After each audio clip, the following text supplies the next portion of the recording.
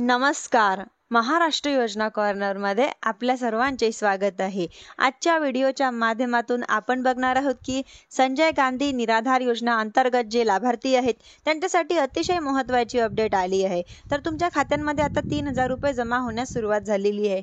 2 ते 3 दिवसाच्या आत खात्यांमध्ये पैसे जमा होणार आहे, कारण की बऱ्याचशा लाभार्थ्यांचे म्हणजेच की एप्रिल आणि मे महिन्याचे जे पैसे आहेत तर ते त्यांच्या खात्यामध्ये जमा झाले. काही जे लाभार्थी आहेत त्यांचे मार्च व एप्रिलचे बाकी होते त्यांच्या त्या खात्यांमध्ये जमा होण्यास सुरुवात झालेली आहे. 2 महिन्याचे 3,000 रुपये बँक खात्यामध्ये जमा होण्यास सुरुवात झालेली आहे. महाराष्ट्रात अनेक लाभार्थी आहे की ज्यांच्या बँक खात्यांमध्ये 3,000 रुपये जमा झालेले आहेत.